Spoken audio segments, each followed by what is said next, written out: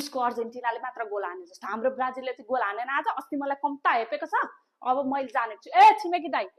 दाइ बाहिर आउनुस् बाहिर गेट आउट भनेर निकालेको कि हैन आज के खाने निच्चा गर्दै छिमेकी दाइ भन्नु पर्यो छिमेकी दाइ बाहिर निस्किनुस् न छिमेकी दाइ भन्दै मरे जान्नु फोन गरेर भए पनि सुनाउनु पर्यो नि ब्राजिलले 3 गोल हानेको कुरा त फोनको गरी त फेरि हेलो कता हुनुहुन्छ दाइ बहिनी म त बजार आएको छु बजार भरे मात्र आउँछु घर बजार त्यही देखिरहेको छु मैले अहिले जानेको छु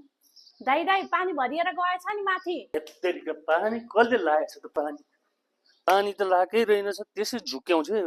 पानी लाकै छैन ए घरमै हुनुहुँदो रहेछ त वर्ल्ड कपको समीक्षा हिसाब किताब गर्नुपर्ने थियो बिर्सेको छैन अस्ति हेपेर भनेको थाहा होला नि ब्राजिलले 3 गोल हानेको कमजोर टिमलाई मरिमरि 3 गोल हानेछ एउटा गेम के जित्दा फाइनल नै जितेको भन्ने ठानेछ विश्वकपमा 3 गोल जोक हुँदै होइन नेमार अझै मैदानमा आकै छैन मेसीको जादुमा नेमार छायामा पर्छ हेर्दै जाऊ अर्जेन्टिनाले के चमत्कार गर्छ भेनिसियस र नेमार मिलेर जुट्नेछन् ब्राजिल प्लेयर एक ढिक्का भएर जुट्नेछन् ब्राजिल प्लेयरले बल्ल अर्को प्लेयरको नाम जानेछन् मेसीको टिमले यसपालि वर्ल्ड कप ट्रफी लानेछन् के अरे नाम भन अर्को प्लेयरको भभा